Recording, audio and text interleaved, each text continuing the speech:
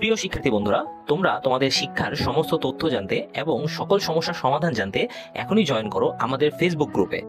Facebook গ্রুপের link দেওয়া আছে ডিসক্রিপশন বক্সে। স্বাগতম সবাইকে ওয়াইস পয়েন্ট একাডেমিতে। আশা করি সবাই ভালো আছেন। আজকে আমরা কথা বলবো ষষ্ঠ শ্রেণীর সমাজ শিক্ষণকালীন ও বার্ষিক সামষ্টিক মূল্যায়নের নির্দেশিকা, মানে সামনেই আপনাদের বার্ষিক পরীক্ষা অনুষ্ঠিত হচ্ছে। সেই বার্ষিক পরীক্ষায় প্রশ্ন কেমন হবে, সিলেবাস কতটুকু থাকছে তা নিয়ে আজকে আমরা আলোচনা করব। শুরুতে আমরা একটু বার্ষিক পরীক্ষার সমাজের সিলেবাসটা দেখে নিই। পাঠ্যসূচি বা সিলেবাস যেটাই বলেন না কেন, দেখতে পাচ্ছি প্রথমে আমাদের রয়েছে প্রথম যে অধ্যায়টা, সেটা হচ্ছে বিজ্ঞানের চোখ দিয়ে চারপাশ দেখি। এটা 36 থেকে 49 পৃষ্ঠা পর্যন্ত রয়েছে। এরপরে রয়েছে দক্ষিণ এশিয়া ও বিশ্বের ইতিহাসে ভূপ্রাকৃতিক প্রভাব, 63 থেকে 73 নম্বর পৃষ্ঠা পর্যন্ত। হাজার বছরের পথ পরিক্রমায় বাংলা অঞ্চলের স্বাধীন বাংলাদেশের অভ্যুদয়, ইতিহাসের উপর ভিত্তি করে আসলে এই চ্যাপ্টারটা এখানে 105 থেকে 113 পৃষ্ঠা পর্যন্ত রয়েছে। প্রাকৃতিক ও সামাজিক কাঠামো খুবই ছোট্ট একটা সহজ একটা অধ্যায়, 117 থেকে 133 নম্বর পৃষ্ঠা পর্যন্ত। সমাজ ও সম্পদের কথা 155 থেকে 165 পৃষ্ঠা পর্যন্ত। এই ছিল সমাজের সিলেবাস ক্লাস 6-এর। আচ্ছা, এর উপর ভিত্তি করে প্রশ্নের কাঠামোটা কিরকম হবে একটু আসলে আমরা দেখে নিই। এখানে আমাদের মূল্যায়নটা আসলে দুই রকম, একটা হচ্ছে শিক্ষণকালীন মূল্যায়ন, যেটার পার্সেন্টেজ থাকবে 30%, আর একটা সামষ্টিক মূল্যায়ন 70%। শিক্ষণকালীন মূল্যায়নটা হচ্ছে আপনারা বার্ষিক পরীক্ষায় বসার পূর্বে আপনাদের ক্লাসে যে কাজগুলো হবে, ক্লাস টেস্ট বা অ্যাসাইনমেন্ট, প্রেজেন্টেশন, সেগুলোর উপর আপনার শিক্ষকরা 30 মার্ক দিবে। সেই 30 মার্কটা আপনার যোগ হবে বার্ষিক পরীক্ষায় মূল্যায়নে। ঠিক আছে, বার্ষিক পরীক্ষা আপনাদের 100 নম্বরই হবে। সেই 100 মার্ককে আবার 70%-এ কনভার্ট করা হবে এবং সেই সাথে যোগ হবে এই শিক্ষণকালীনে 30 নাম্বার। আপনাদের যদি বুঝতে কষ্ট হয়ে থাকে, আসেন আমরা একটু বিস্তারিত বুঝে নিই। এই যে সামষ্টিক মূল্যায়ন 70%, সামষ্টিক মূল্যায়নটা আসলে 70-এ না, পরীক্ষা হবে 100 নাম্বারে। সামষ্টিক মূল্যায়ন মানে হচ্ছে আপনাদের বার্ষিক পরীক্ষা, যেটা ডিসেম্বরে আপনাদের হবে।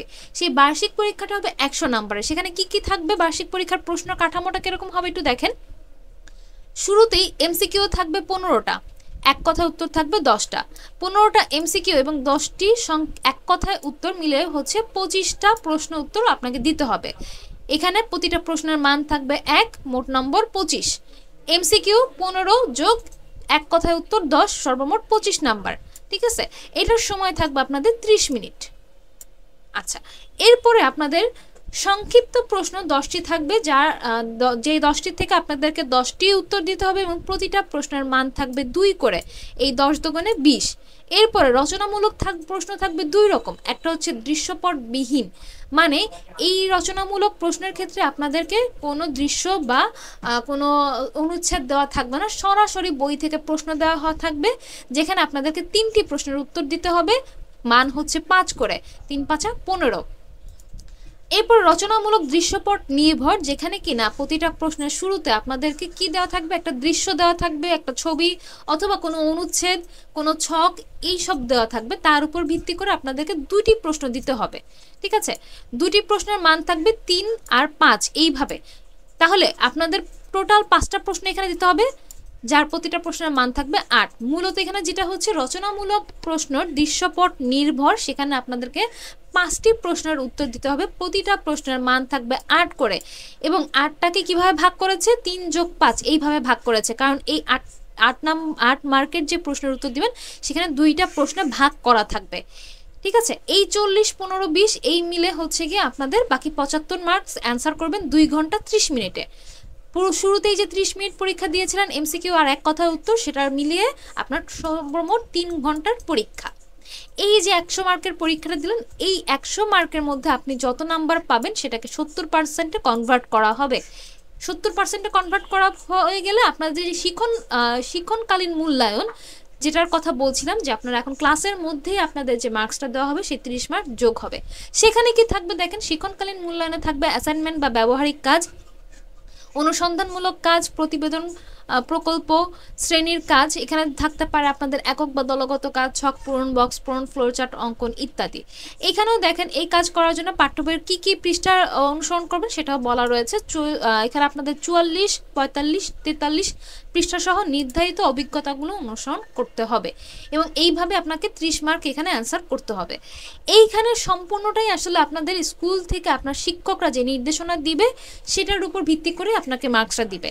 এখানে দেখেন কিভাবে হতে পারে যে অ্যাসাইনমেন্টটা আপনাকে দেবে, সেটা হতে পারে আপনার সংক্ষিপ্ত পাঠ্যসূচির যে কোনো শিক্ষণ অভিজ্ঞতা থেকে শ্রেণী শিক্ষক তার পছন্দ অনুযায়ী বাছাই করে দিতে পারেন, অথবা শিক্ষক সহায়িকা অনুসরণ করে শিক্ষার্থী নির্দেশনা দিতে পারেন।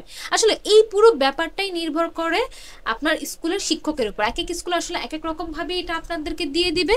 এখানে আপনার সর্বমোট এই শিক্ষণকালীন মূল্যায়নে 30 মার্ক থাকবে, সেই 30 মার্ক যোগ হবে আপনাদের বার্ষিক পরীক্ষার সাথে। এই ছিল আপনাদের পরীক্ষার প্রশ্নের কাঠামো। আশা করি বুঝতে পেরেছেন। তারপরেও বুঝতে না পারলে আমাদেরকে কমেন্ট বক্সে কমেন্ট করে জানাতে পারেন, আমরা চেষ্টা করবো আপনাকে উত্তর দেওয়ার জন্য। আপনাদের এই যেহেতু শিক্ষণকালীন মূল্যায়নটা সম্পূর্ণ নির্ভর করে শিক্ষকের উপর, তাই এটার কোনো নমুনা প্রশ্ন নেই। তবে আপনাদের বার্ষিক পরীক্ষায় যেটা আপনারা দিবেন এই অভিজ্ঞতা বা মূল্যায়নটা, মানে সামষ্টিক মূল্যায়ন বা বার্ষিক পরীক্ষা যেটাই বলছি না কেন, সেটার একটা নমুনা প্রশ্ন আপনাদের এনসিটিভি কর্তৃক প্রদান করেছে। সেটা নিয়ে আমরা আগামী ভিডিওতে বিস্তারিতভাবে আলোচনা করব। তাই আগামী ভিডিওটা দেখার জন্য আমাদের ওয়াইস পয়েন্ট চ্যানেলটাকে সাবস্ক্রাইব করে সাথেই থাকেন। সেইখানে আপনাদের এই যে এই বিষয়টা সমস্তটা একদম ক্লিয়ার হয়ে যাবে, স্পষ্টভাবে আপনারা বুঝতে পারবেন যে কিভাবে আসলে প্রশ্নটা হবে। ঠিক আছে, তাহলে আগামী ক্লাসে আপনাদের সাথে আবার নতুন করে কথা হবে। সে পর্যন্ত সবাই ভালো থাকবেন, ওয়াইস পয়েন্টের সাথেই থাকবেন। ধন্যবাদ।